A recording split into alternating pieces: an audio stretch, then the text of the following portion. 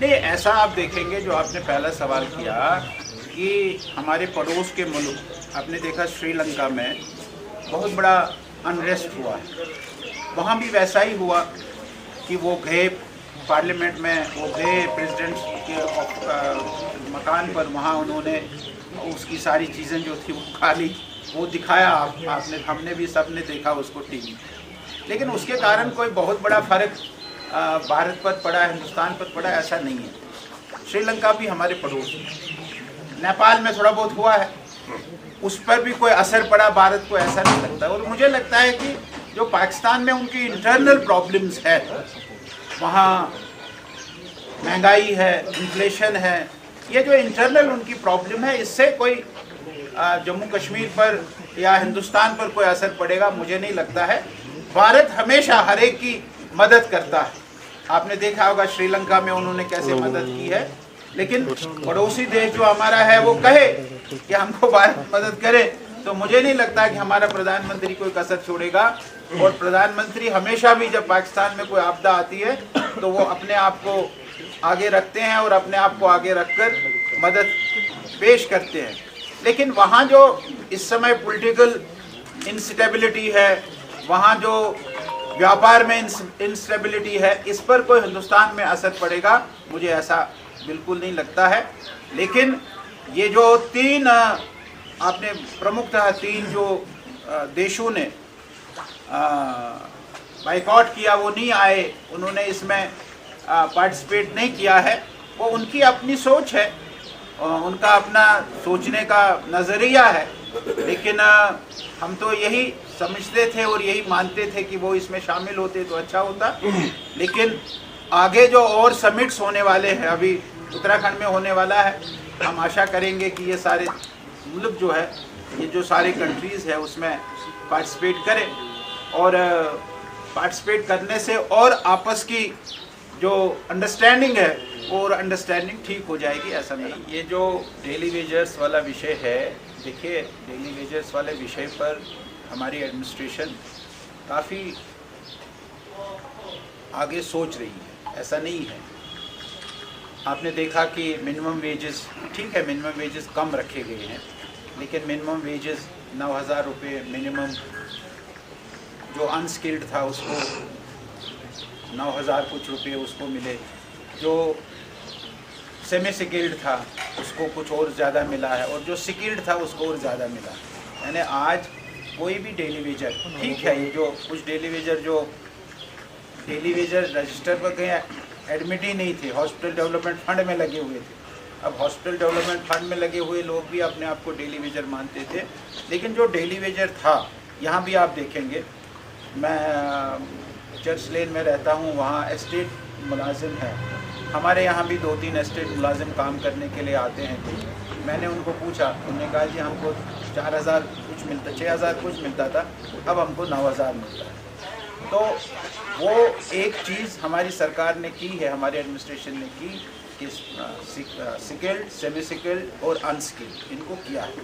हमारी ये मांग है कि भाई इससे ये बहुत कम है, इसको आप सेंट्रल गवर्नमेंट की वेजेस पर लाइए। लेकिन उसके अतिरिक्त भी जो ढेर सारे मुलाजिम हैं, जैसे मैंने कहा कि कोई एचडीएफ में है, हॉस्पिटल डेवलपमेंट फंड में है, कोई कहता है कि मैं किसी स्कीम के तहत लगा था, स्कीम ख़त्म हो गई तो नेचुरली वो ख़त्म हो गया है, ऐसा नहीं है। और इन मुलाजिमों के साथ रैबरी खेल है, रैबरी जंगलात है, एनवाईसी वाले हैं, ऐसे बहुत सारे प्रकार के लोग हैं, बहुत सारे प्रकार के मुलाजिम हैं। सरकार को एक लीनियंट पॉलिसी लेकर इनका जो जेन्युइन लोग इनमें से है उनका कोई ना कोई समाधान करना चाहिए। मैं चीफ सेक्रेटरी के स्टेटमेंट के साथ अपने आप को जोड़ना नहीं चाहूँगा। उनका अपना सोच है, वो बड़े आदमी हैं, हमारा स्टेट चलाते हैं, उन्होंने किस अंदाज में इस बात को कहा है। लेकिन हम बार बार इसी उम्मीद के साथ कि जो हमारे लोग हैं, हमारे नौजवान लोग हैं, उनको हम विश्वास दिलाते हैं, भरोसा दिलाते हैं कि आपके साथ न्याय होगा, अन्याय नहीं।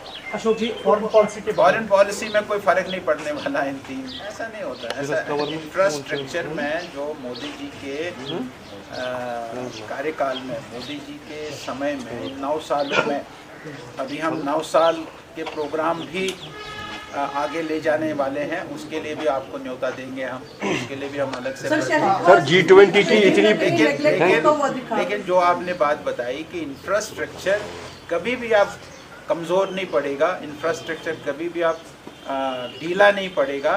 इंफ्रास्ट्रक्चर के ऊपर भारतीय जनता पार्टी की सरकार, हमारे नितिन गडकरी जी जिस प्रकार से काम कर रहे हैं, और कभी भी इंफ्रास्ट्रक्चर में अब आपको वो नहीं दिखेगा कि आज सड़क ठीक हो गई फिर इसके बाद इसको कोई पूछेगा नहीं। तो कहा है उनको कि भाई तुम अपना एक कैंडिडेट बताना, तुम्हारा प्राइम मिनिस्टर कैंडिडेट कौन है।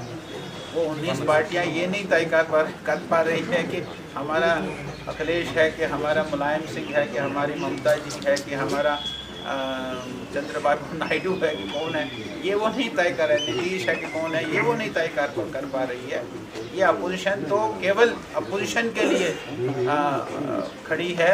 आज देखेंगे इतना बड़ा 28 तारीख को इतना बड़ा देश का गर्व का है। भाई कौन है ये, क्या है ये पार्लियामेंट हाउस, किसने बनाया था? ये अंग्रेज़ों ने बनाया। क्या हम नहीं बना सकते हैं?